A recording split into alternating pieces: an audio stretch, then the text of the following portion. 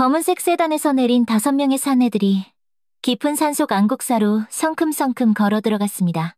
모두 쫙 빼입은 검은 정장 차림이었지만 험상궂은 얼굴과 목덜미에 슬쩍 드러난 문신이 이들의 정체를 말해주고 있었죠. 가장 앞장서갔던 이강재가 담배를 질겅질겅 씹으며 말했습니다. 어이, 땡중, 우리가 간다. 그의 목덜미 뒤로는 꿈틀거리는 용 모양의 시커먼 문신이 선명했습니다. 형님, 이 절에서 보리스 안 낸지 벌써 2달째예요. 옆에 있던 최철수가 길바닥에 탁 침을 뱉으며 말했습니다. 저번 주지는 칼같이 잘 내더니만 뒤따라오던 오진만이 낄낄거리며 거들었습니다. 형님, 근데 새로 온 스님이 젊은 여자라던데요? 그 말에 이강재의 눈이 번뜩였습니다.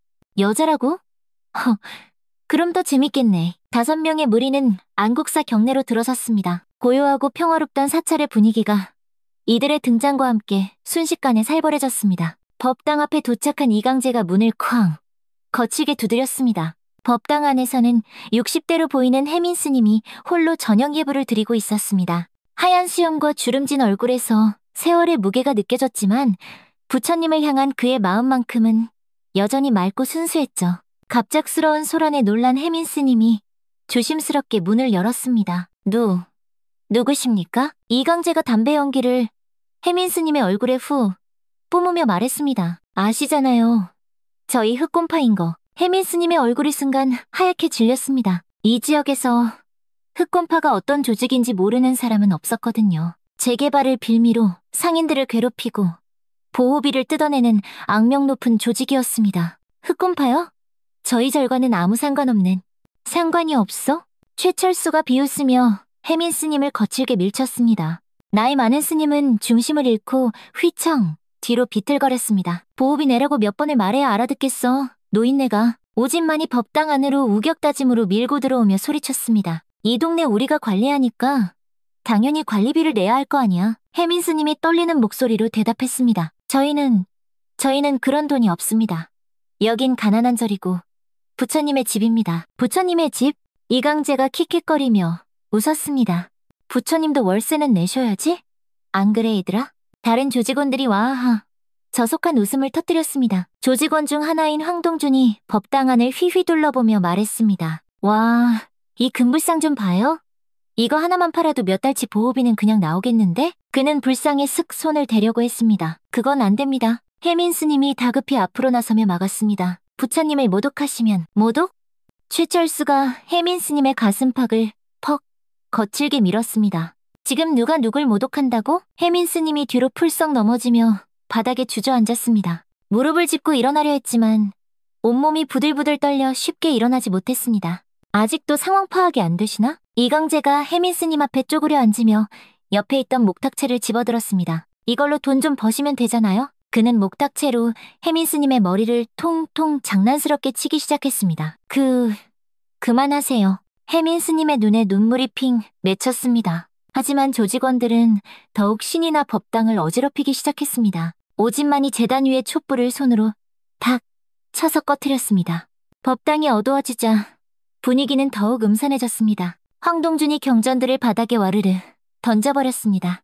신성한 경전들이 바닥에 흩어져 사내들의 구둣발에 무참히 짓밟였습니다. 또 다른 조직원인 구상민이 불상을 발로 뻥 찼습니다. 불상이 크게 흔들리며 위태롭게 넘어질 뻔했습니다. 그만하세요, 제발. 제발? 혜민 스님이 울부짖었지만 조직원들은 오히려 깔깔거리며 더 신나했습니다. 스님, 매달 50만 원입니다. 이강재가 목탁채로 혜민 스님의 어깨를 퍽 내리쳤습니다. 혜민 스님이 고통으로 신음했습니다. 정말 그런 돈이 없어요. 이곳은 신도도 몇 명 없는 가난한 절이란 말입니다. 가난하다고? 최철수가 혜민 스님의 뺨을 툭 치며 말했습니다. 그럼 일찍 극락 가고 싶으신가 보네. 그때였습니다.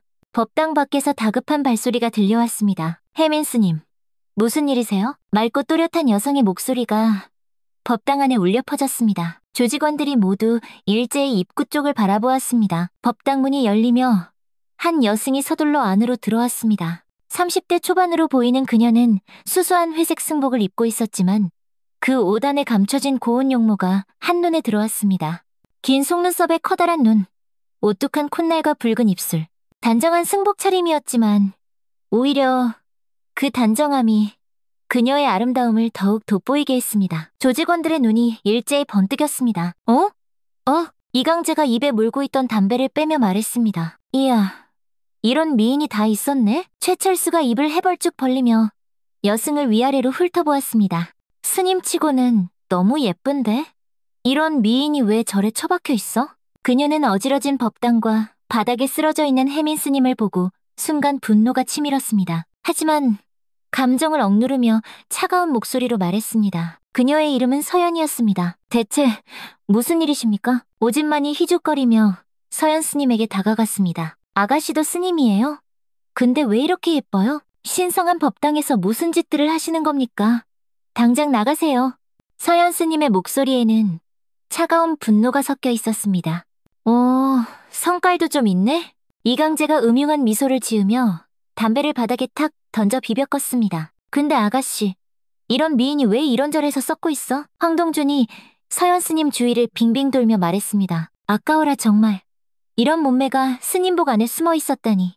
말도 안 돼. 무슨 무례한 소리예요? 서연 스님이 뒤로 한 걸음 물러서며 외쳤습니다. 하지만 조직원들은 더욱 흥미롭다는 듯 다가왔습니다. 최철수가 서연 스님에게 한 걸음 더 다가가며 말했습니다. 스님도 남자가 그리울 거 아니야?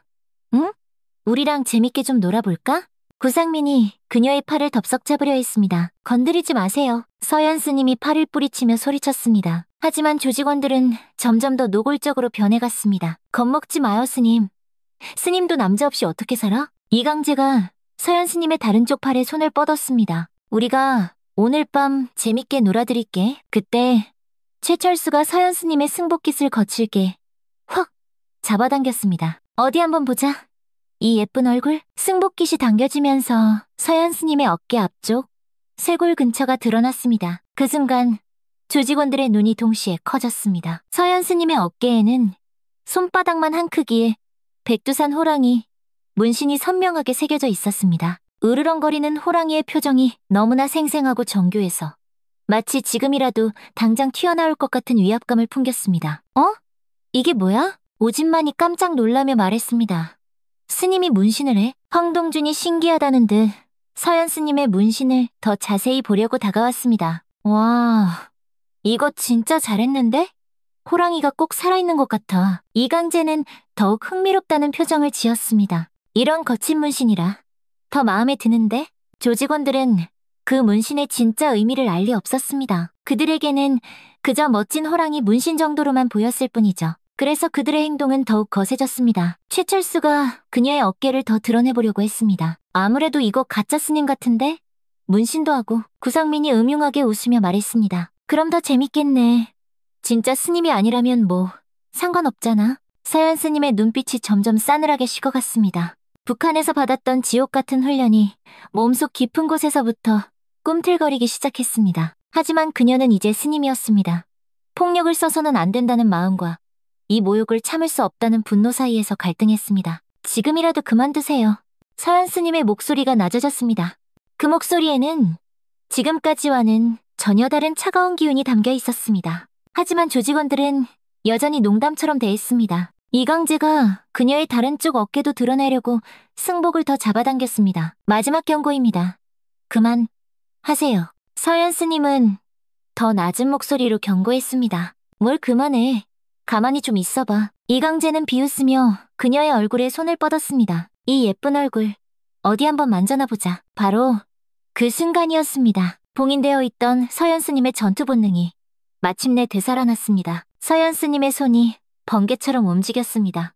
이강재의 손목을 정확히 잡아채 비틀며 그를 그대로 바닥에 내동댕이 쳤습니다. 덩치 큰 사내가 억소리 한번 못 지르고 바닥에 나뒹굴었습니다. 이강재가 고통스러운 비명을 질렀습니다. 다른 조직원들이 깜짝 놀라며 서연 스님을 바라보았습니다.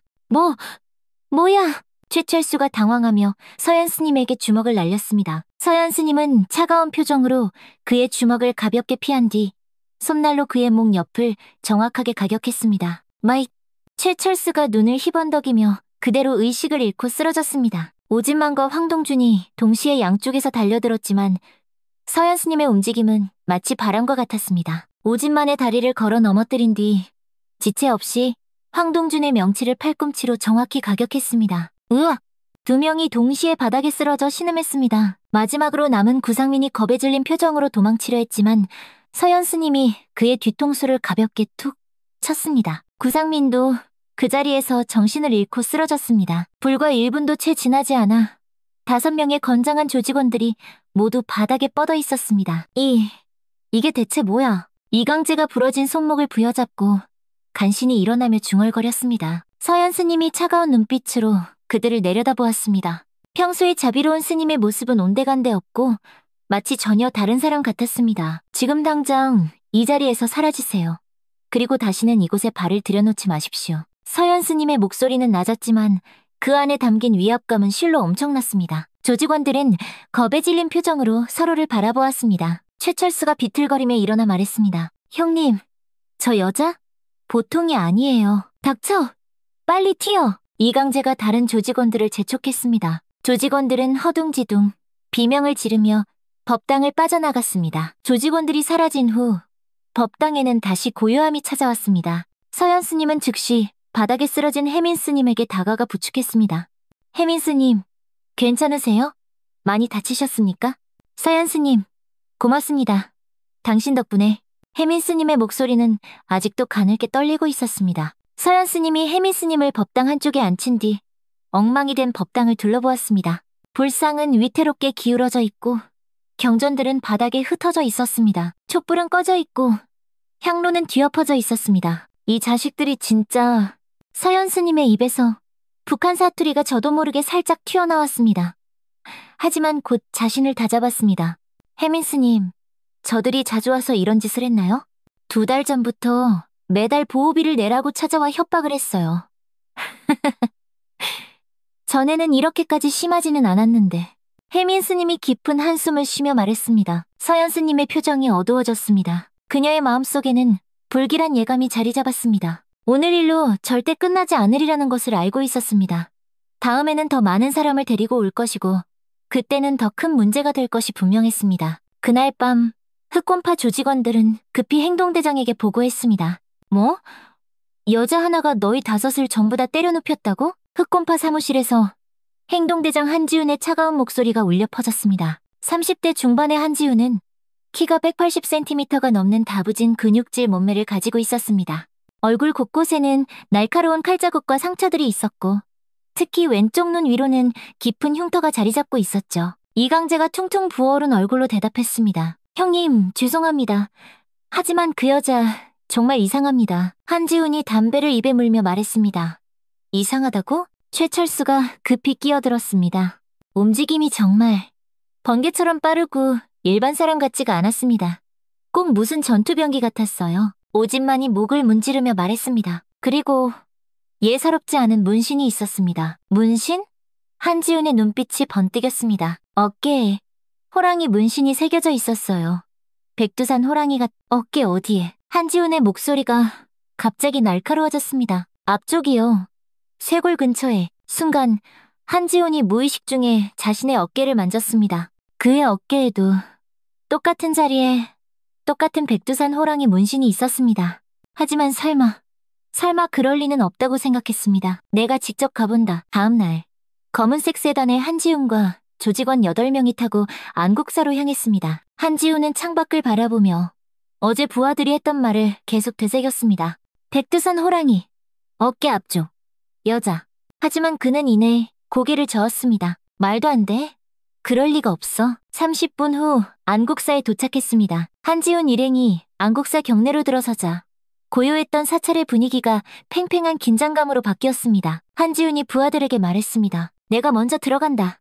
너희는 여기서 대기해. 형님, 혼자 들어가시게요? 이강재가 걱정스럽게 물었습니다.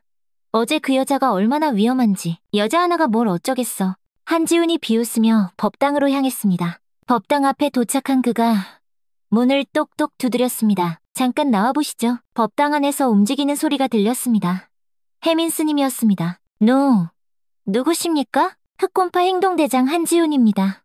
어제 일로 왔습니다. 혜민 스님의 얼굴이 다시 창백해졌습니다. 우리 부하들한테 신뢰를 하셨다고 들었습니다. 좋은 말 할 때 빨리 나오시죠. 그때 법당 안에서 다른 목소리가 들렸습니다. 혜민 스님, 제가 나가겠습니다. 여성의 목소리였습니다. 한지훈의 몸이 순간 굳어졌습니다. 그 목소리, 어디선가 들어본 것만 같은. 법당 안에서 발소리가 들려왔습니다. 점점 가까워지는 발소리. 한지훈의 심장이 미친 듯이 뛰기 시작했습니다. 마침내 법당 문이 완전히 열렸습니다. 한 여승이 모습을 드러냈습니다. 30대 초반으로 보이는 아름다운 얼굴, 맑은 눈동자, 회색 승복을 입고 있었지만 그 속에 감춰진 강인함이 느껴졌습니다. 한지훈과 서연 스님, 두 사람이 서로의 눈을 마주보는 순간 세상의 모든 시간이 멈췄습니다. 한지훈의 눈이 믿을 수 없다는 듯 커졌습니다. 입이 살짝 벌어졌습니다. 서연 스님도 마찬가지였습니다.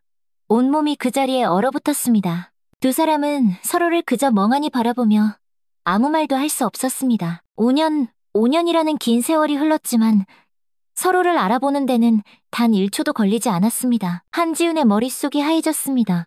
서아, 정말 서아야? 서연 스님도 마찬가지였습니다. 지혁아, 네가 왜 여기에? 왜 이런 모습으로? 혜민 스님이 두 사람의 이상한 반응을 눈치채고 말했습니다. 두 분이 혹시 아시는 사이인가요? 하지만 한지훈과 서연 스님은 대답하지 못했습니다. 그저 서로를 바라보며 얼어붙어 있을 뿐이었습니다. 한지훈의 마음속에 수많은 감정이 교차했습니다. 반가움, 놀라움, 당황스러움, 그리고 깊은 부끄러움. 자신이 조폭이 된 모습을 서아에게 보여주게 된 것에 대한 뼈저린 부끄러움이었습니다. 서연 스님도 마찬가지였습니다. 그리움, 충격, 슬픔, 그리고 끝없는 의문. 지혁아, 너한테 도대체 무슨 일이 있었던 거야? 두 사람의 눈에는 각각 다른 감정들이 소용돌이치며 스쳐갔습니다. 그 순간 두 사람의 머릿속에 과거의 기억이 동시에 떠올랐습니다. 지금으로부터 10여 년 전 북한 함경북도의 깊은 산악지대, 차가운 새벽 공기가 칼날처럼 폐부를 찔렀습니다. 해발 500m 고지에 위치한 비밀훈련소에서는 30명 남짓한 특수요원들이 혹독한 훈련을 받고 있었습니다. 빨리 뛰어. 뒤처지는 놈은 오늘 저녁 굽는다. 교관의 거친 고함 소리가 산간에 울려 퍼졌습니다. 그 중에서도 유독 눈에 띄는 두 사람이 있었습니다. 윤서아와 강지혁. 둘 다 20대 중반으로 어린 시절 부모를 잃고 국가에서 키운 고아 출신이었습니다. 서아는 여성이었지만 웬만한 남성들을 압도하는 괴물 같은 체력과 격투 실력을 가지고 있었습니다. 지혁은 얼음처럼 냉정한 판단력과 신기에 가까운 사격 실력으로 유명했습니다. 축하한다. 너희 둘이 이번 기수 최고 성적이다. 훈련소 소장인 이정혁 대령이 서아와 지혁 앞에서 말했습니다. 특별한 임무를 위한 최정예 부대, 그림자에 선발됐다. 두 사람은 말없이 서로를 바라보았습니다. 3년간의 지옥 같은 훈련을 함께 견뎌온 세상에 단 하나뿐인 동료였습니다. 임무는 남조선 침투와 중요 인물 제거다. 이 대령이 두 사람의 어깨에 손을 올리며 말했습니다. 너희는 이제 일반적인 군인이 아니다.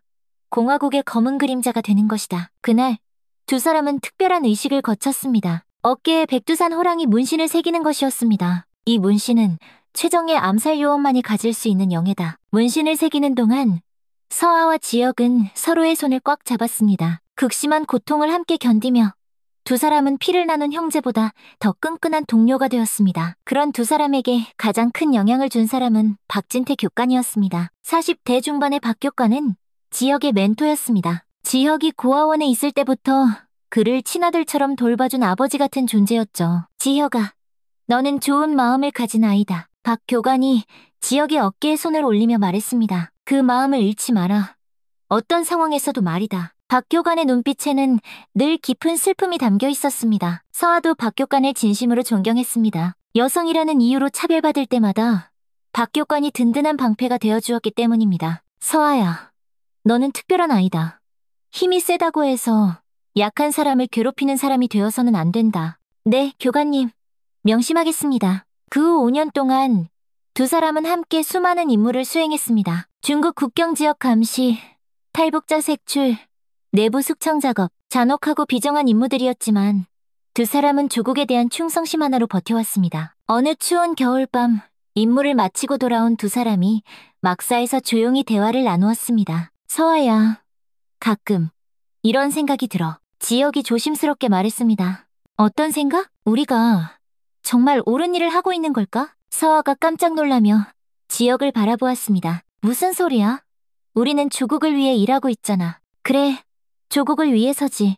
하지만 지역의 목소리에는 더 이상 예전 같은 확신이 없었습니다. 그러던 어느 날, 2020년 가을이었습니다. 그날은 평범하기 그지없는 가을날이었습니다. 서아와 지역에게 새로운 임무가 주어졌습니다. 국경 근처에서 탈북을 시도하는 반역자들이 상관의 브리핑이 시작되었습니다. 신원은 비밀이다. 현장에서 확인하고 즉시 제거하라. 몇 명입니까? 지역이 물었습니다. 질문 말고 명령만 따르면 된다. 상관의 차가운 대답이 돌아왔습니다. 두 사람은 어둠을 틈타 국경 지역으로 향했습니다. 국경 근처의 험한 산길에서 두 사람은 마침내 타깃들을 발견했습니다. 하지만 예상과 달리 무장한 반역자들이 아니었습니다. 한 중년 남성과 여성, 그리고 어린아이 둘이 짐을 지고 조심스럽게 어둠 속을 걷고 있었습니다. 저게 반역자들이라고? 서아가 망원경으로 보며 중얼거렸습니다. 그냥 평범한 가족 같은데. 지역도 당황했습니다. 그때 중년 남성이 뒤를 돌아보았습니다. 지역의 온몸이 그 자리에서 얼어붙었습니다. 교관님, 그 중년 남성은 바로 박진태 교관이었습니다. 설마 교관님이 지역이 믿을 수 없다는 표정으로 말했습니다. 서아도 엄청난 충격을 받았습니다. 그들이 세상에서 가장 존경하던 교관이 탈북을 시도하고 있었습니다. 두 사람은 조용히 박 교관 가족에게 접근했습니다. 교관님? 지역의 목소리에 박 교관이 돌아보았습니다. 지역아, 서아야. 박 교관의 얼굴에는 절망과 안타까움이 동시에 스쳤습니다. 왜 여기에? 임무로 왔습니다. 반역자를 처단하라는. 지역의 목소리가 가늘게 떨렸습니다. 하지만 교관님이 여기 계실 줄은 어떻게 조국을 배신하실 수 있습니까? 박 교관이 두 제자를 바라보며 깊은 한숨을 쉬었습니다. 너희가 정말 원한다면 나를 죽여도 좋다. 하지만 내 얘기를 한 번만 들어봐줬으면 한다. 박 교관이 무릎을 꿇더니 고개를 숙이고 말하기 시작했습니다. 북한은 거짓으로 가득 찬 나라다. 우리가 지금까지 믿어온 모든 것은 전부 다 거짓이야. 지혁과 서아가 동시에 놀랐습니다. 무슨 뜻입니까? 북한이 우리에게 가르쳐준 외부 세계. 그것은 모두 조작된 거다. 박 교관의 목소리는 떨렸지만 확신에 차 있었습니다. 북한은 썩었고 남한은 살아있다. 숨기는 것이 없고 자유롭게 외칠 수 있고 원하는 꿈을 꿀 수 있는 곳이란 말이다. 그럴 리 없습니다. 서아가 강하게 반박했습니다. 우리가 배운 건 그게 아니었습니다. 나도 그렇게 생각했지. 하지만 내 눈으로 직접 확인했다. 그리고 북한은 너희가 상상하는 것 이상으로 끔찍한 곳이다. 박 교관의 표정이 어둡게 가라앉았습니다. 내 주변 사람들이 하나씩 사라지고 있다. 사라진다는 게 지역이 물었습니다. 의심되는 사람들은 가차없이 숙청하고 있어. 나도 이미 감시 대상에 올랐고 그래서 떠날 수밖에 없었다. 서아와 지역이 서로를 바라보았습니다. 김 중대장도 이소령도 박 교관도 모두 사고로 죽었다고 했지만 실제로는 박 교관이 차마 말을 잇지 못했습니다. 그래서 가족들을 데리고 피하는 거야. 더 늦으면 우리 모두 죽는다. 그 순간 지역의 마음이 거세게 흔들렸습니다. 지역은 이미 조금씩 북한 체제에 대해 의심하고 있던 상황이었고 평생 아버지처럼 여겼던 교관의 말은 그 의심의 마지막 불을 지폈습니다. 하지만 서아는 여전히 혼란스러워했습니다. 서아야, 지역아, 너희도 위험해. 이 나라는 더 이상 희망이 없어. 박 교관이 두 사람의 손을 잡았습니다. 함께 가자. 새로운 세상에서 인간답게 살자. 지역이 서아를 바라보았습니다. 서아도 지역을 바라보았습니다. 두 사람의 마음속에는 수만 가지 생각이 교차했습니다. 지역이 먼저 총을 내려놓았습니다. 교관님, 저희도 함께 가겠습니다. 서아도 말없이 고개를 끄덕였습니다. 네, 저도요. 그 순간 세 사람은 과거를 버리고 새로운 미래를 향해 발걸음을 내디뎠습니다. 새벽 3시, 드디어 국경선에 도달했습니다.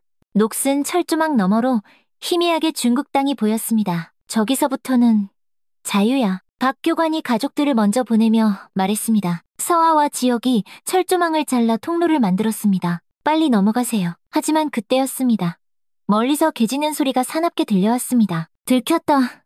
빨리! 6명은 급하게 철조망을 넘기 시작했습니다. 뒤에서 경비병들의 고함 소리와 총소리가 요란하게 들렸지만 다행히 모두 무사히 중국 땅에 발을 디뎠습니다. 해냈어.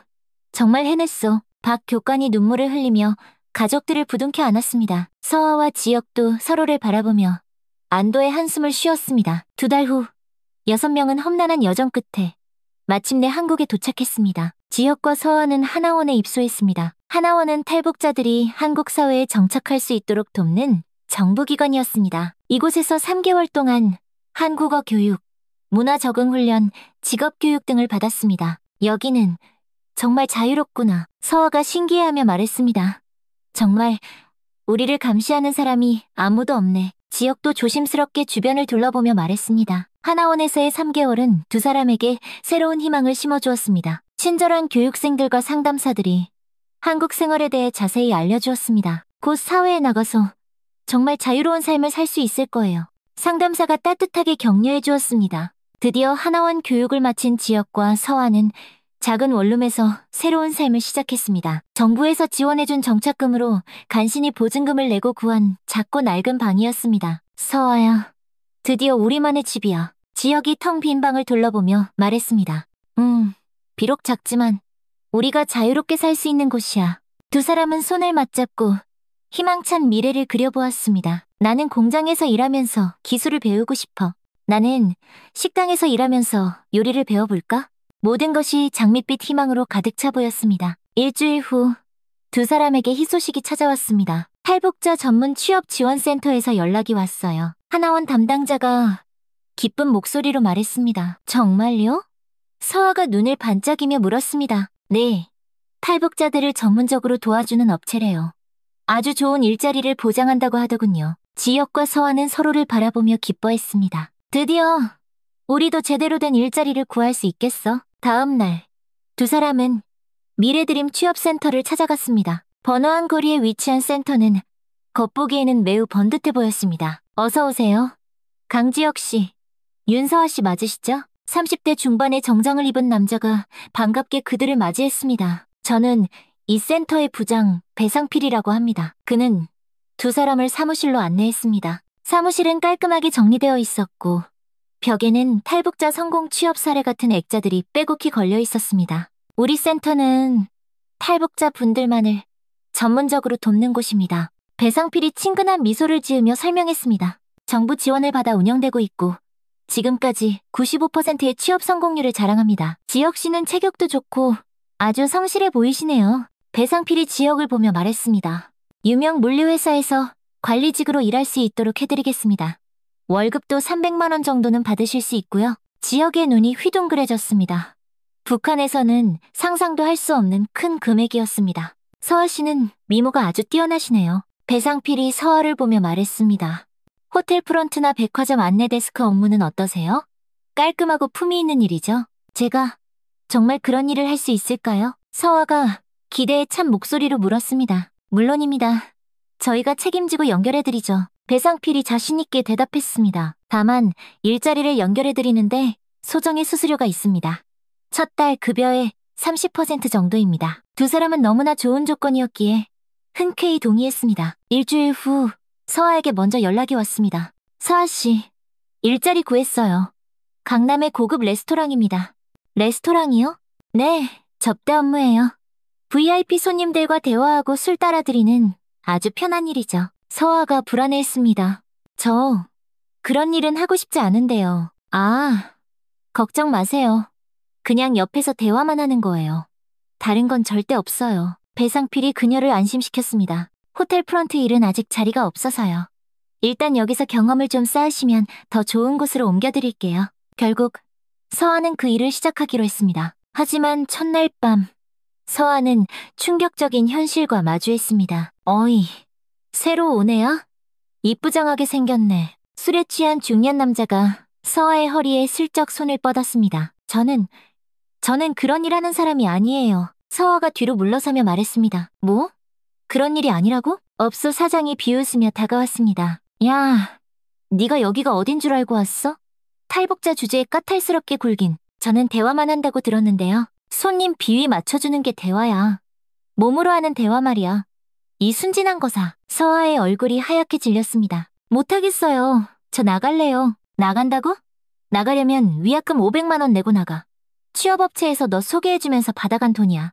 못 내겠으면 여기서 죽어라 이래야지. 서아는 자신이 완전히 속았다는 것을 깨달았습니다. 며칠 후 지역에게도 연락이 왔습니다. 지역씨, 물류회사 일자리 나왔습니다. 정말이요?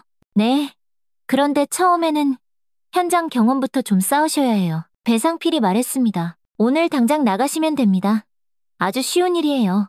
그냥 옆에 서 있기만 하면 되거든요. 지역은 기쁜 마음으로 지정된 장소로 향했습니다. 그가 도착한 곳은 허름한 상가 건물 앞이었습니다. 새로운 사람인가? 건장한 남자가 지역에게 다가왔습니다. 네, 강지역입니다. 좋아. 오늘 네가 할 일은 간단해. 저기 할머니 집에 가서 돈만 받아오면 돼. 돈요? 밀린 월세 받으러 가는 거야.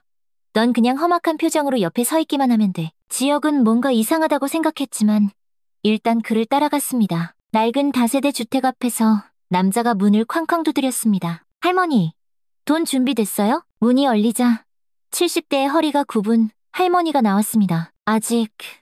아직 준비가 안 됐는데. 뭐? 또 안 됐다고? 남자의 목소리가 순식간에 거칠어졌습니다. 일주일 전에도 똑같은 소리 했잖아요? 그때 지역은 깨달았습니다. 이것은 월세가 아니라 악랄한 불법 사채업이었습니다. 할머니, 이자까지 싹 다 포함해서 500만 원이에요. 그런 돈이 어디 있어요? 제발 조금만 더 기다려주세요. 할머니가 울먹이며 애원했습니다. 지역의 가슴이 미어지는 듯 아팠습니다. 북한에서 무고한 사람들을 해치고 싶지 않아서 목숨 걸고 탈북했는데 여기서도 똑같은 짓을 하고 있었습니다. 못 내면 이 집 넘겨받을 겁니다. 남자가 으름장을 놓았습니다. 지역은 더 이상 참을 수 없어서 말했습니다. 그만하시죠. 할머니가 이렇게 힘들어하시는데. 뭐? 너 지금 누구 편 드는 거야? 남자가 지역을 획 째려보았습니다. 돈이 그렇게 급하시면 다른 방법을 찾아보세요. 다른 방법? 이 새끼가 지금 누굴 가르치려고 들어? 남자가 지역의 가슴팍을 거칠게 밀었습니다. 하지만 북한 최정예 특수부대 출신이었던 지역은 꿈쩍도 하지 않았습니다. 그만하고 돌아갑시다. 지역이 얼음처럼 차가운 목소리로 말했습니다. 그날 저녁, 지역과 서아는 각자의 끔찍했던 경험을 나누었습니다. 서아야, 우리 완전히 속았어. 나도 그래, 지역아. 이게 대체 뭐야? 두 사람은 다음 날 분노에 차 취업업체를 찾아갔습니다. 이게 대체 무슨 일입니까? 지역이 배상필에게 소리치며 따졌습니다. 약속과 완전히 다르잖아요. 배상필이 코웃음을 치며 대답했습니다. 약속? 무슨 약속? 관리직이라고 하셨잖아요. 관리직 맞잖아. 저런 할망구들 관리하는 거. 배상필이 조롱하듯 말했습니다. 서아도 분노에 차 소리쳤습니다. 저는 호텔 프런트라고 하셨어요. 호텔 맞네? 뭘? 러브호텔. 배상필과 다른 직원들이 깔깔거리며 웃음을 터뜨렸습니다. 당신들이 여기서 뭘 할 수 있겠어? 배상필이 두 사람을 위아래로 훑어보며 경멸하듯 말했습니다. 북한에서 온 주제에 까탈스럽게 굴기는 무슨 소리예요? 지역이 화를 냈습니다. 무슨 소리? 사실 아니야? 배상필이 더욱 노골적으로 모욕했습니다. 니까짓 것들이 한국에서 뭘 할 수 있겠어? 그냥 우리가 시키는 대로 해. 제발 다른 일자리를 소개해주세요. 서아가 간절하게 애원했습니다. 다른 일자리? 너희 같은 북한 새끼들한테 줄 일자리가 어디 있어? 순간 사무실 안이 싸늘하게 조용해졌습니다. 지역의 눈빛이 얼음장처럼 차갑게 변했습니다. 지금 뭐라고 하셨습니까? 못 들었어? 북한 새끼라고 배상필이 도발적으로 말했습니다. 여기서 살려면 우리 말 들어야지. 불만 있으면 다시 북한으로 꺼지든가. 이 자식이. 지역은 더 이상 참을 수 없었습니다. 북한 특수부대에서 받은 지옥 같은 훈련이 그의 몸속에서 꿈틀거리기 시작했습니다. 그는 배상필의 멱살을 잡고 그대로 벽에 밀어붙였습니다. 감히 우리를 뭘로 보고. 야. 뭐 하는 거야? 다른 직원들이 놀라서 소리쳤습니다. 하지만 지역의 분노는 멈출 수 없었습니다. 사무실 안을 완전히 뒤집어 엎었습니다. 책상을 뒤엎고 컴퓨터를 바닥에 내동댕이 쳤습니다. 다시는 우리를 우롱하지 마. 경찰 불러? 빨리! 배상필이 비명을 질렀습니다. 30분 후 경찰이 도착했습니다. 누가 신고했습니까? 저 북한 놈이 우리 사무실을 다 박살냈어요. 배상필이 손가락질하며 말했습니다. 재물손괴 피해가 심각합니다. 당장 체포해주세요. 결국 지역은 현장에서 체포되었습니다. 서아가 울면서 그를 따라갔지만 어쩔 수 없었습니다. 지역아. 하지만 지역은 뒤돌아보지 않았습니다. 자신의 분노를 조금도 후회하지 않았기 때문입니다. 지역은 폭력 및 재물손괴 혐의로 1년 동안 감옥에서 지냈습니다. 감옥에서도 탈북자라는 이유로 온갖 따돌림과 괴롭힘을 당했습니다. 야, 빨갱이. 다른 죄수들이 틈만 나면 지역을 괴롭혔습니다. 감옥에서 지역은 더욱 차갑고 냉소적인 사람이 되었습니다. 이 나라도 결국 북한이랑 똑같아. 썩었어. 지역의 마음속에는 깊은 분노와 절망만이 남았습니다. 지역이 감옥에 간 동안 서한은 홀로 버텨야 했습니다. 하지만 탈북자라는 낙인 때문에 어디에서도 제대로 된 일을 구할 수 없었습니다. 탈북자요? 아, 죄송해요. 저희는 자리가 없네요. 다른 곳 알아보세요. 어딜 가든 냉담한 거절뿐이었습니다. 결국 서한은 편의점에서 야간 아르바이트를 하며 근근히 버텼습니다. 하지만 그마저도 사장이 그녀가 탈북자라는 사실을 알고 나서부터는 임금을 제대로 주지 않았습니다. 북한에서 온 주제에 돈은 다 받으려고? 일한 만큼만 달라는 거예요. 싫으면 그만둬. 너 아니어도 일할 사람 널렸어. 서한은 완전히 절망했습니다. 어느 추운 겨울날 서한은 우연히 길을 걷다 작은 절을 발견했습니다. 몸과 마음이 모두 지쳐 절 마당에 주저앉아 엉엉 울고 있는데 한 스님이 다가왔습니다. 아가씨, 왜 그리 서럽게 우시나요? 자애롭고 따뜻한 목소리였습니다. 저는 아무도 필요로 하지 않는 사람이에요. 서아가 흐느끼며 말했습니다. 아무도 필요로 하지 않는 사람은 이 세상에 없답니다. 스님이 서아 옆에 조용히 앉으며 말했습니다. 부처님은 모든 생명을 사랑하시지요. 그 따뜻한 말 한마디에 굳게 닫혀있던 서아의 마음이 조금씩 열리기 시작했습니다. 그 후 서아는 자주 그 절을 찾았습니다. 스님들의 자비로운 마음과 평온하고 고요한 생활에 점점 끌렸습니다. 세상이 너무 더러워요. 서아가 스님에게 모든 것을 털어놓았습니다. 여기서만큼은 순수하게 살 수 있을 것 같아요. 출가를 생각하고 계신가요? 네. 세상과 등을 돌리고 조용히 살고 싶어요. 결국 서아는 출가를 결심했습니다. 긴 머리를 자르고 수수한 승복을 입으며 세상과의 인연을 끊었습니다. 지혜라는 뜻의 서연이라는 새로운 법명도 받았습니다. 1년 후 지역이 출소했을 때 서아는 이미 깊은 산속의 절에서 스님이 되어 있었습니다. 지역은 서아를 애타게 찾으려 했지만 찾을 수 없었습니다. 완전히 혼자가 된 지역은 더욱 깊은 절망에 빠졌습니다. 서아마저 나를 버렸구나. 그때 흑권파 조직에서 지역에게 접근했습니다. 어이, 주먹 좀 쓰는 것 같은데 우리랑 같이 일 안 할래? 감옥에서 지역의 싸움 실력을 눈여겨본 조직원이 그를 스카우트했습니다. 더 이상 잃을 것도 기댈 곳도 없었던 지역은 선택의 여지가 없었습니다. 좋아. 그렇게 지역은 조폭이 되었습니다. 한지훈이라는 새로운 이름으로.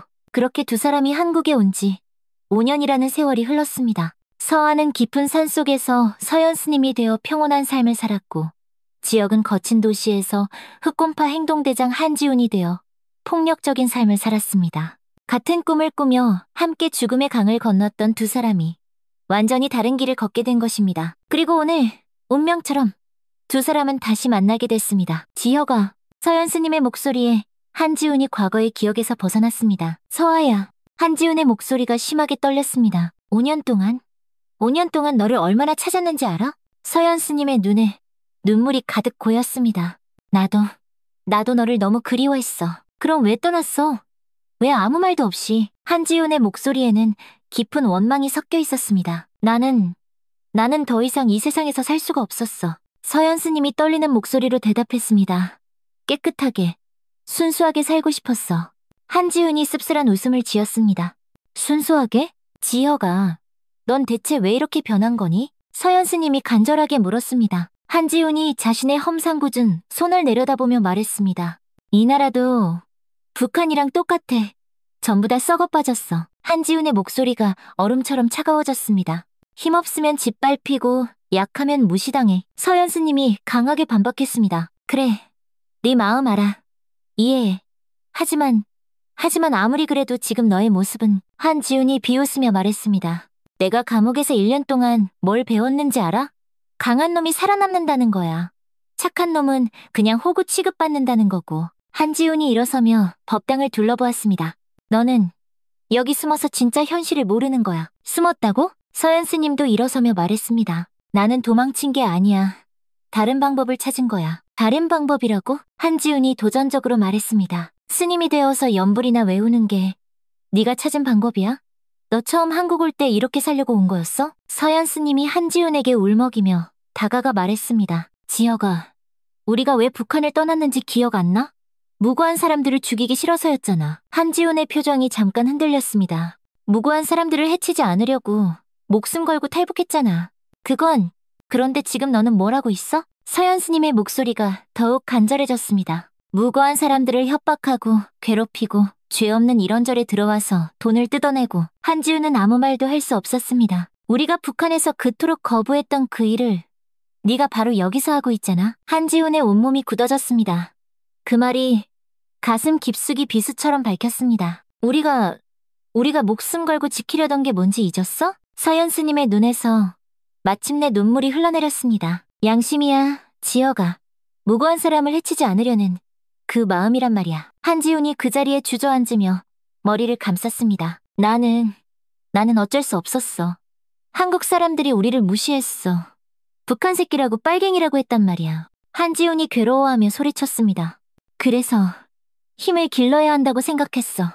누구도 우리를 무시하지 못하게. 그래서 무고한 사람들을 괴롭히는 게 해답이야? 서현 스님이 한지훈 옆에 조용히 앉으며 말했습니다. 우리를 무시했던 그 사람들과 똑같은 사람이 되는 게 답이냐고. 그럼 어떻게 살아야 하는데? 한지훈이 절규하듯 소리쳤습니다. 약하게 살면서 평생 당하기만 해야 하는 거냐고. 약하다고? 서현 스님이 한지훈을 바라보며 말했습니다. 지혁아, 진정한 강함이 뭔지 알아? 서현 스님의 목소리가 따뜻해졌습니다. 진정한 강함은 약한 사람을 보호하는 거야. 박진태 교관님이 우리에게 가르쳐 주셨던 거.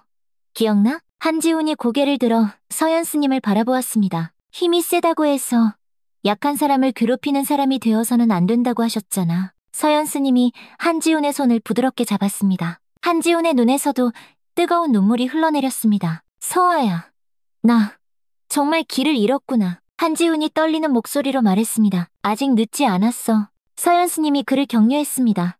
다시 시작할 수 있어. 다시 시작? 우리가 북한에서 꿈꿨던 그 삶 말이야. 서현 스님이 희미한 미소를 지으며 말했습니다. 무고한 사람들을 보호하고 정의롭게 사는 삶. 한지훈이 서현 스님을 바라보며 말했습니다. 정말 그게 가능할까? 물론이야. 내가 옆에서 도와줄게. 서현 스님이 한지훈의 두 손을 꼭 잡으며 말했습니다. 지혁아, 절로 와. 절로? 여기서 새로운 삶을 시작하는 거야. 나와 함께. 한지훈이 당황하며 말했습니다. 나 같은 사람이 스님이 될 수 있을까? 스님이 되라는 게 아니야. 서현 스님이 고개를 저으며 말했습니다. 그냥 여기서 마음을 정리하고 진짜 내가 원하는 삶이 뭔지 천천히 생각해보라는 거야. 내가 원하는 삶. 한지훈의 마음이 세차게 흔들리기 시작했습니다. 하지만 서아야, 한지훈이 걱정스러운 표정으로 말했습니다. 내가 조직을 떠나면 저들이 날 가만두지 않을 거야. 무슨 뜻이야? 조직에서는 한 번 들어온 사람은 죽을 때까지 조직원이어야 해. 서현 스님의 표정이 어두워졌습니다. 그럼 평생 그렇게 살아야 한다는 거야? 그런 셈이지. 한지훈이 깊은 한숨을 쉬며 말했습니다. 그래도 시도해봐야지. 방법이 있을 거야. 서현 스님이 그의 용기를 북돋아 주었습니다. 그때 법당 밖에서 이강재의 목소리가 들려왔습니다. 형님, 너무 오래 계시는 거 아닙니까? 괜찮으세요? 저희가 들어갑니다. 한지훈이 긴장하며 일어났습니다. 나가봐야 해.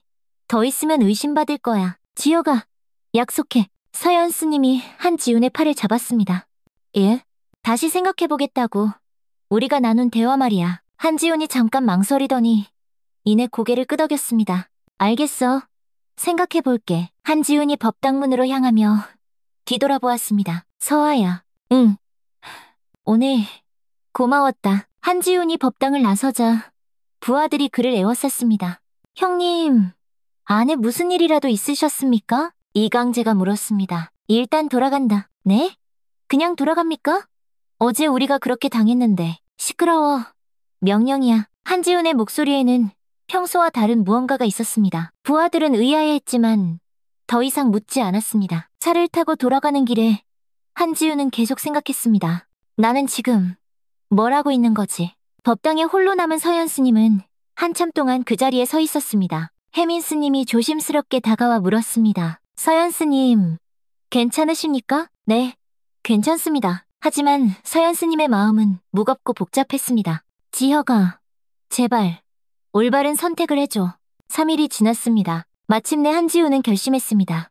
조직을 떠나기로. 하지만 어떻게 하면 쉽게 나갈 수 있을지는 여전히 의문이었습니다. 일단 서아에게 가서 상의해보자. 한지우는 다시 안국사로 향했습니다.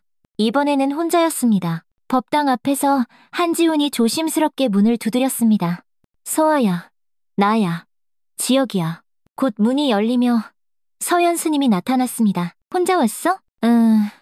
이번에는 정말 대화하러 왔어. 서연 스님의 얼굴에 희망의 빛이 번졌습니다.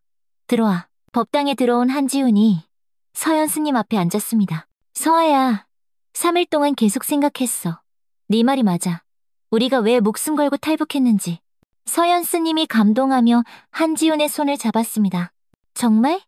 정말 그렇게 생각해? 응. 지혁아. 서연 스님의 눈에 눈물이 글썽였습니다. 그럼 이제 어떻게 할 거야? 한지훈이 깊은 숨을 들이쉬며 말했습니다. 조직을 나가고 싶어. 정말? 응. 그리고 정말 가능하다면 여기서 너와 함께 새로운 시작을 하고 싶어. 서연 스님이 기쁨에 차 일어났습니다.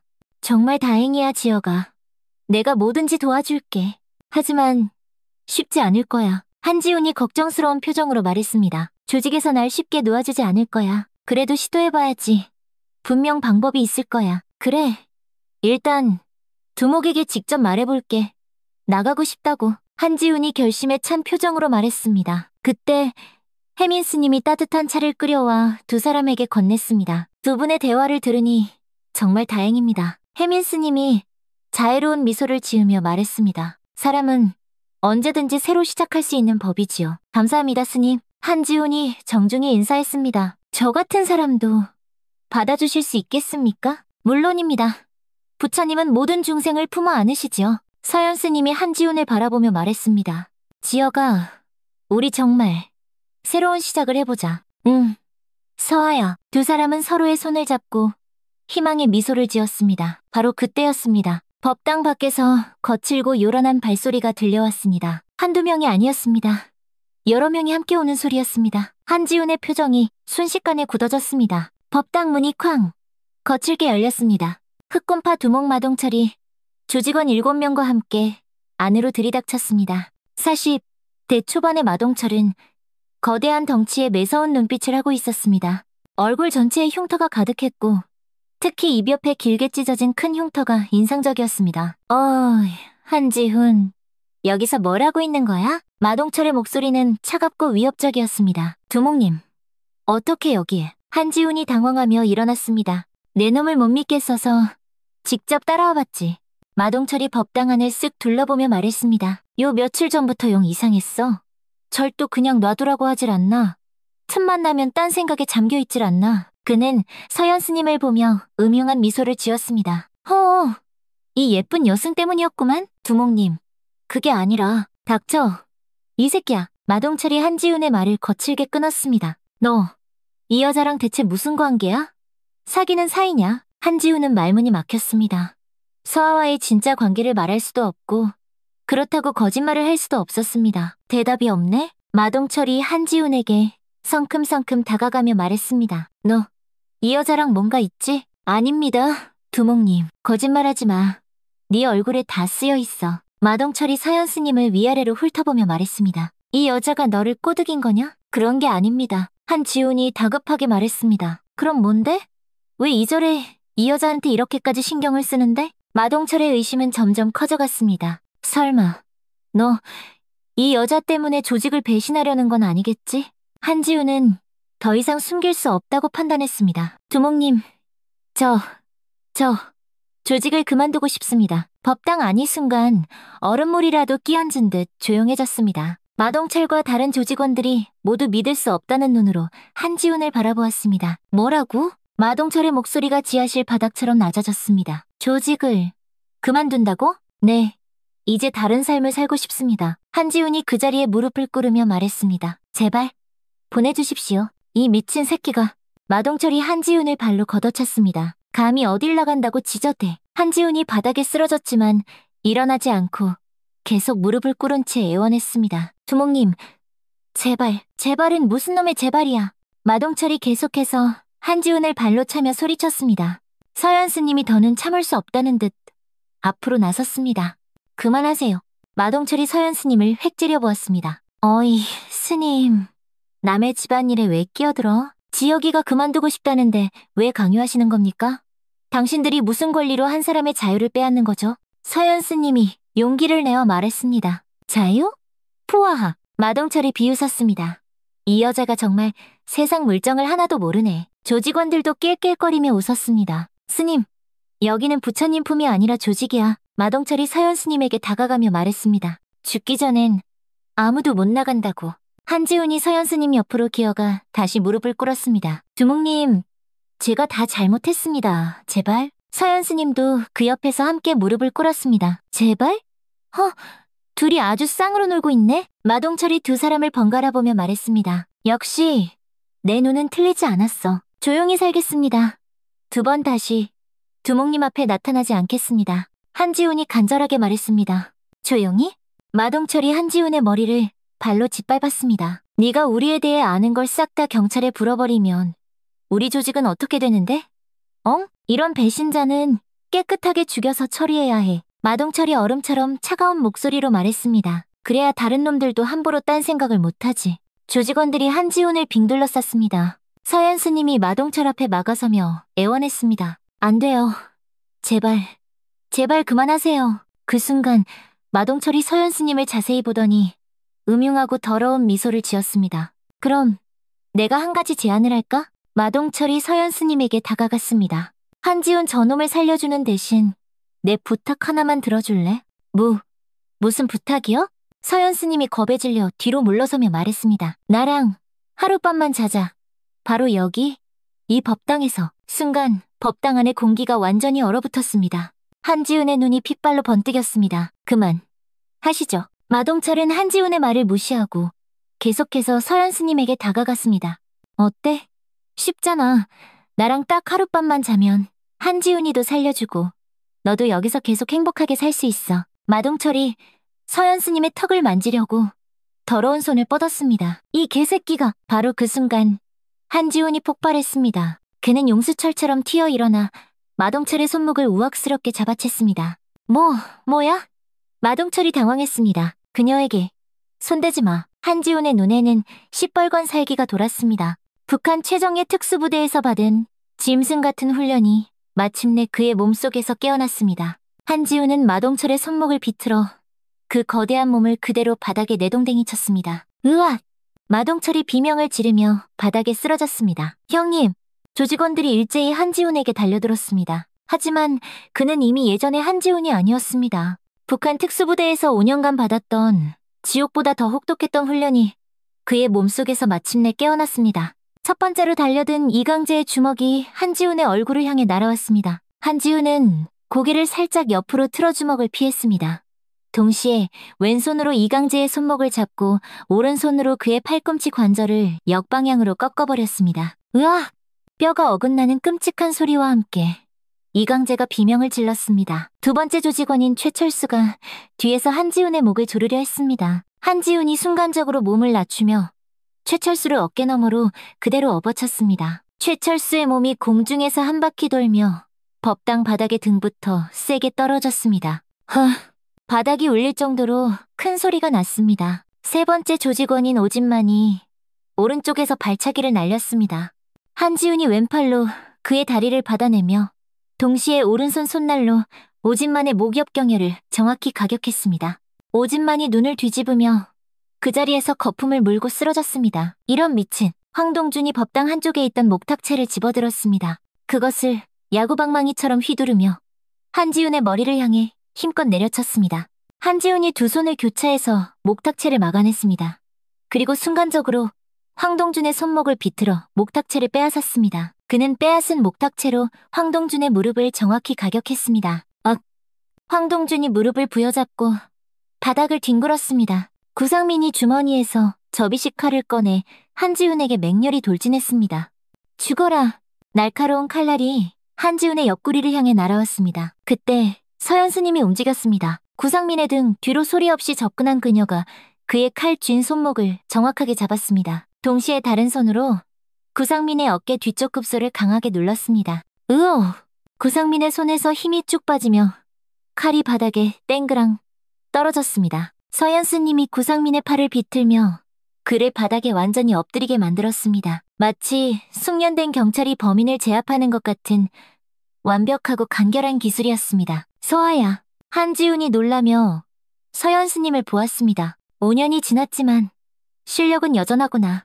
남은 2명의 조직원이 동시에 2사람에게 달려들었습니다. 한지훈과 서현 스님이 서로 눈빛을 교환했습니다. 마치 5년 전 북한에서 함께 훈련받던 그때처럼 완벽한 호흡이었습니다. 왼쪽 조직원은 한지훈에게, 오른쪽 조직원은 서현 스님에게 향했습니다. 한지훈이 조직원의 주먹을 피하며 그의 복부를 강하게 가격했습니다. 조직원이 고통에 몸을 구부리자 한지훈이 그대로 무릎으로 그의 얼굴을 가격했습니다. 동시에 서현 스님은 자신에게 날아오는 조직원의 발차기를 손으로 가볍게 받아내며 그의 다리를 잡고 비틀어 넘어뜨렸습니다. 2 조직원이 동시에 바닥에 쓰러졌습니다. 그때 마동철이 간신히 일어나 주머니에서 칼을 꺼냈습니다.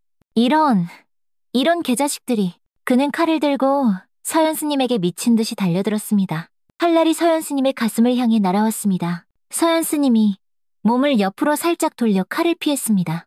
동시에 마동철의 손목을 잡고 그의 팔을 비틀었습니다. 하지만 마동철은 오랜 조폭 생활로 단련된 몸을 가지고 있었습니다. 그는 반대편 주먹으로 서현 스님의 얼굴을 가격하려 했습니다. 서아야. 한지훈이 번개처럼 달려와 마동철의 주먹을 막아섰습니다. 2 남자가 격렬하게 몸싸움을 벌였습니다. 마동철이 무릎으로 한지훈의 배를 차려 했지만 한지훈이 다리로 가볍게 막아냈습니다. 한지훈이 마동철의 목을 잡고 그를 벽에 거칠게 밀어붙였습니다. 끝났어 넌. 하지만 마동철이 마지막 발악으로 품속에 숨겨둔 작은 칼을 꺼내 한지훈의 옆구리를 찌르려 했습니다. 서현 스님이 그것을 보고 박용호의 손목을 목탁으로 정확히 가격했습니다. 마동철의 손에서 칼이 떨어졌습니다. 한지훈과 서현 스님이 동시에 마동철을 제압했습니다. 한지훈이 마동철의 팔을 비틀어 등 뒤로 꺾었고 서현 스님이 그의 다리를 걸어 넘어뜨렸습니다. 마동철이 얼굴부터 바닥에 처박혔습니다. 마동철이 코에서 피를 흘리며 신음했습니다. 한지훈이 마동철의 등에 무릎을 올리고 그를 완전히 제압했습니다.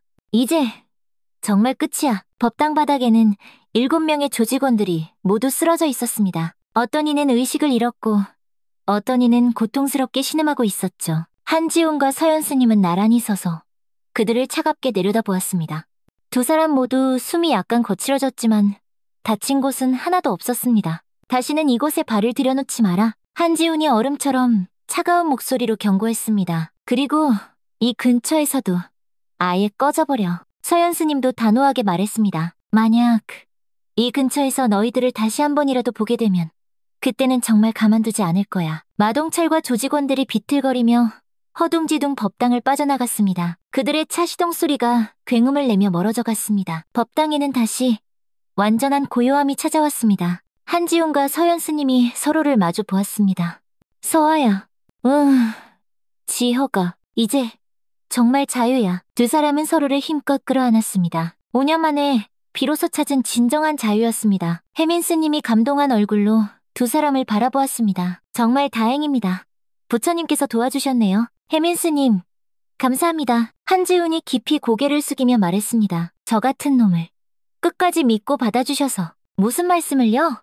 부처님은 모든 중생을 품어 안으신답니다. 일주일이 지났습니다. 한지훈은 그동안 안국사에서 지내며 복잡했던 마음을 정리했습니다. 서현 스님과 혜민 스님과 함께 소박한 일상을 보내며 진정한 평화가 무엇인지 조금씩 깨달았습니다. 어느 날 저녁, 한지훈이 서현 스님에게 말했습니다. 서아야, 나도 스님이 되고 싶어. 정말? 서현 스님의 얼굴에 기쁨이 환하게 번졌습니다. 너와 함께 여기서 새로운 삶을 살고 싶어. 하지만 지여가 스님이 되는 건 정말 쉬운 길이 아니야. 알고 있어. 하지만 나는 진심이야. 한지훈의 눈빛에는 흔들림 없는 확신이 담겨 있었습니다. 이곳에서 정말 깨끗하게 다시 살고 싶어. 며칠 후 한지훈이 출가하는 날이 왔습니다. 혜민 스님이 직접 한지훈의 머리를 깎아주었습니다. 사각사각 가위 소리가 법당에 조용히 울려 퍼졌습니다. 검은 머리카락이 한 올 한 올 바닥으로 떨어졌습니다. 한지훈은 거울을 보며 자신의 변해가는 모습을 묵묵히 바라보았습니다. 서현 스님은 그의 옆에서 그 모습을 지켜보며 조용히 눈물을 글썽였습니다. 지혁아, 후회하지 않아? 전혀. 한지훈이 희미하게 미소를 지으며 대답했습니다. 이게 우리가 북한에서 그토록 꿈꿨던 진짜 자유야. 머리를 다 깎고 수수한 회색 승복을 입은 한지훈이 서연 스님과 나란히 앉았습니다. 서아야, 솔직히 말하면 이게 우리가 꿈꿨던 한국 생활은 아니잖아. 한지훈이 조심스럽게 말했습니다. 서연 스님이 조용히 고개를 끄덕였습니다. 그러게. 우리가 원했던 건 이런 게 아니었지. 평범하게 일하고 가정을 꾸리고 자유롭게 사는 것. 하지만 지혜가 서연 스님이 한지훈의 손을 잡으며 말했습니다. 우리가 원했던 삶은 아니었지만 이제는 옳은 삶을 살 수 있어. 한지훈이 서연 스님의 말을 곰곰이 생각해 보았습니다. 옳은 삶, 그래. 서연 스님이 계속해서 말했습니다. 죄 없는 사람들을 괴롭히지 않아도 되고 거짓으로 가득 찬 세상에서 벗어날 수 있고. 한지훈이 서연 스님의 말을 이어받았습니다. 그렇게 생각하니까 나쁘지 않네. 두 사람이 서로를 바라보며 따뜻한 미소를 지었습니다. 이제야 진짜 자유를 찾은 것 같아. 혜민 스님이 한지훈에게 새로운 법명을 지어주었습니다. 앞으로는 자비라고 부르겠습니다. 자비요? 네. 자비로운 마음으로 새로운 삶을 살아가라는 뜻입니다. 한지훈, 이제는 자비 스님이 된 그가 깊이 고개를 숙였습니다. 감사합니다. 자비, 좋은 이름이네요. 해가 지고 법당에 은은한 촛불이 켜졌습니다. 서연 스님과 자비 스님이 나란히 부처님 앞에 무릎을 꿇었습니다. 두 사람이 함께 합장하며 깊이 절했습니다. 부처님, 감사합니다. 서연 스님이 진심으로 말했습니다. 저희에게 진정한 평화를 찾을 수 있게 해주셔서요. 자비 스님도 감격에 찬 목소리로 말했습니다. 저희에게 새로운 기회를 주셔서 감사합니다. 두 사람의 간절한 목소리가 고요한 법당에 울려 퍼졌습니다. 절을 마친 두 사람이 서로를 마주 보았습니다. 촛불이 두 사람의 얼굴을 따뜻하게 비춰주었습니다. 우리 정말 많이 돌아왔구나. 그러게. 하지만 결국 우리가 찾던 곳에 도착했어. 두 사람이 동시에 환한 미소를 지었습니다. 그 미소에는 지난 5년간의 고통과 슬픔이 모두 녹아 있었습니다.